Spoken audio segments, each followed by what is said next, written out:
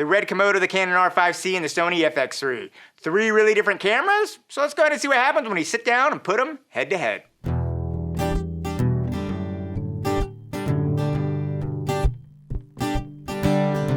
As a cinematographer, one of the fun things about my job is all the different random camera tests I get asked to do for different productions, because every production has its different needs and wants and desires. And I recently had a situation that I wanted to share with you. I did some tests that I thought were very interesting. Now in this situation, what I was getting ready to film a short film where I knew the A camera was going to be a RED Komodo. But the producers wanted me to have a second camera on set running in order to make our day more efficient and meet our budget.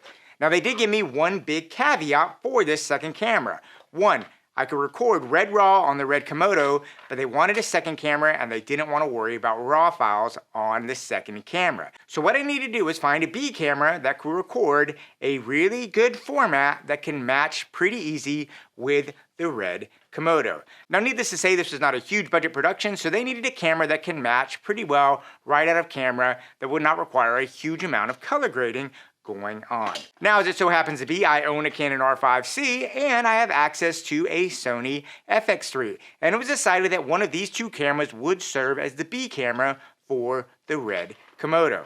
So what I got to do is I got to go out there and do some tests on these to put them head to head. And I thought the results were really interesting and something you might be interested in seeing what they were. Now, as we do these tests, what to remember is to look at the base image that comes out of the camera. The producers did ask me to use the standard LUTs as a base that comes from Canon, RED, and Sony respectively, and that's what I use as my base to start off on these tests. Oh, and one more note, because I was outside, I did use ND systems on all of these cameras. That being said, I had a set of Freewell NDs, so I did use the same NDs on all the cameras outside, and I did one test inside where I took all NDs off, so good thing to know. So now with that information, let's go ahead, jump out there, and take a look at what we shot in the field. Okay, so here is the first test that I did, and this is a front-lit, sun-lit image that I wanted to compare the three cameras against. And once again, it's very important to emphasize here that I've not done any color matching per se. I wanted to get basically as close to neutral of a fill just so you could see how these cameras look. So what I did is I used the Canon provided LUT from Canon, I used the RED provided LUT from RED, and I used the Sony provided LUTs for Sony. The Canon is C-Log3, the RED Komodo is RED RAW, and the Sony is S-Log3. Now the first thing you'll notice, even before I get out there, is I want you to look at the quote-unquote neutral colors here, and that is the grass. And I think you'll start to see how each of these sensors handles things just natively on there. And if you look here, the Canon R5C and the RED Komodo, the grass, these kind of neutral tones of the greens are much closer. You definitely see a different type of blue tint here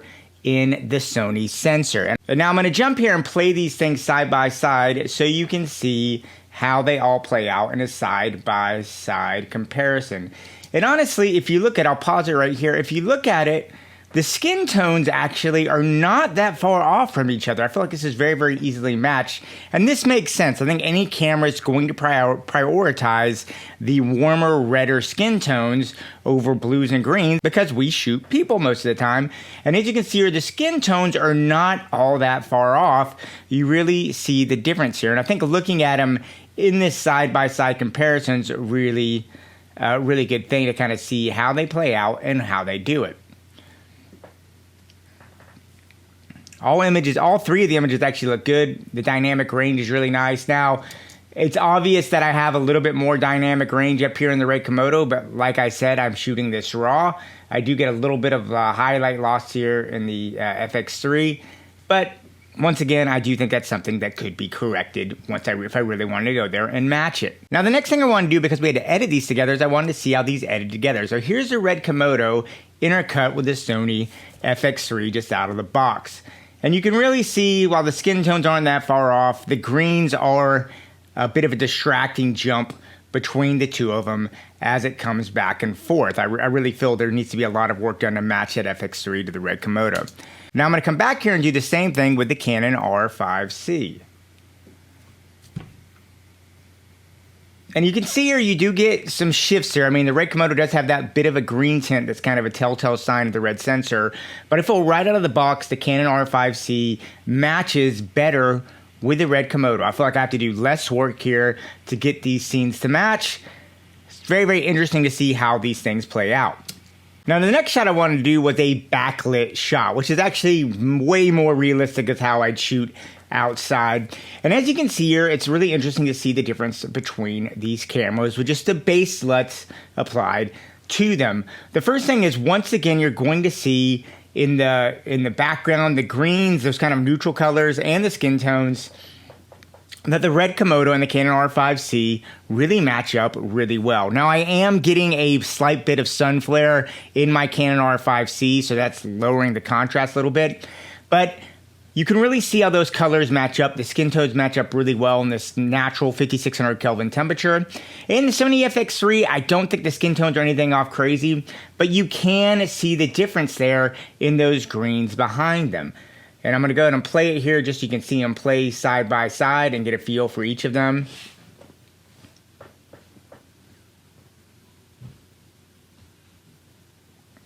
And you can see the cameras have their own quirks, but I think just out of the blocks, you can really start to see how the Sony, once again, you can really see where it emphasizes the green channels differently than the RED and the Canon.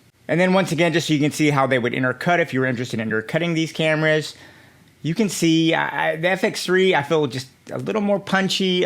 You know, the green channel is a little different. The blue channels are a little different. But I do think with a bit of work, you could get these to match up. But you can see there's just a slight difference in how the cameras perceive the human range. And now I'll come back and do the exact same thing to cut between the RED Komodo and the R5C. And I just really feel here, once again, you see the Canon R5C. It just seems to naturally, out of the box, you see the tones match up a lot better with the RED Komodo. I mean, I feel like I could almost, even without doing any color grading, almost get away as a scene cutting in between these. Whereas I feel like I would have a hard time doing that with the FX3. Now, for the third test, I wanted to push the sensor in another direction, and I wanted to see how it reacted at different Kelvin temperatures. So what I did is I went into my studio, I set the camera to 3200 Kelvin, and I think here's where you really start to see how each sensor's personality comes through. Now, one thing is I have that blue wall behind me in the studio, which is not in a real normal range of colors that you'd see most cameras worry about getting. And because of that, you can really see how each of these cameras do it. Now, what you can see here is the RED does a great job of rendering me nice creamy skin tones.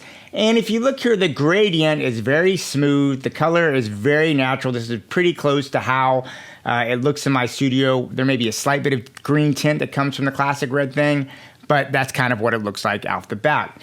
Now, if I go to the FX3, you can see the difference there. You can definitely see the gradient is much less smooth. There's less gradation. Now, this is part of shooting RAW versus not shooting RAW. But also, it's important to look at the color difference as well. You can see the tonal shift in the blues between that color. I also feel that in 3200 Kelvin, the Sony introduces just a little cooler tone to my skin tones.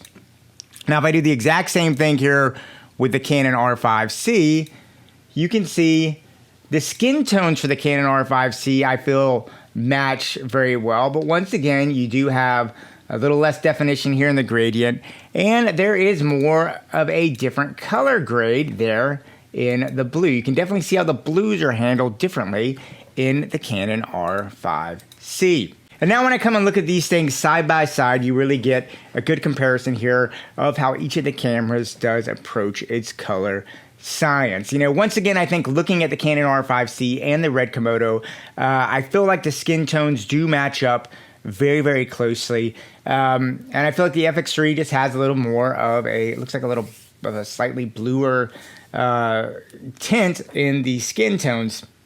This is something I feel like I could go and match in post if I needed to. But what I think is interesting, what the point of this video is to go ahead and look at these images side by side just to see how they come pretty much close out of the box. The other thing that I really find interesting about this test in particular is because I am using 3200 and I'm in a studio.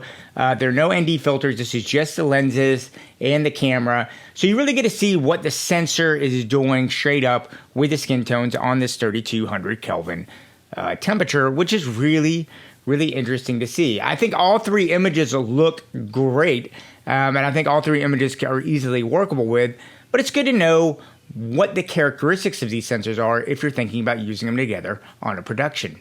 All right, so there you go. Pretty interesting test, huh? I really had a lot of fun putting these together and getting a chance to see how each of the sensors handle different colors and parts of the gamma. It was very, very enlightening. That being said, I really feel that if I had to go straight out of the box, the things that I recommended for the production was the Canon R5C, was a great B camera if you need something for the RED Komodo right out of the box with minimal work. So I think that's really, really something that's really intriguing. I think a lot of you out there that have RED Komodos are maybe looking for a cheaper second camera. The Canon R5C may be a great option for you. Now that being said, the FX3 is still a great camera, and I really feel too, based on my footage, that if you're using that S-Log3, you have such a huge dynamic range from the FX3 that with a little bit of tweaking, you could almost definitely get it to match the RED Komodo pretty easily as well. The big thing is the skin tones were never that far off, and then it was the greens and the blues that you saw the other difference. And that really brings me to the last point of this whole test that I just have really come to, is what an exciting era that we live in, and the fact that the RED Komodo, which is a dedicated cinema sensor, man, the Canon R5C and the FX3 hold up great in comparison to it. It is so amazing to see the quality of these cameras, these affordable mirrorless cameras coming out, and just how good they are getting. So really, really exciting. Anyway, I'd love to hear what you have to say about this. Please leave me any comments if you have any questions or anything to say down below. Yeah, and go out there and keep on shooting. Yeah. Talk to you soon.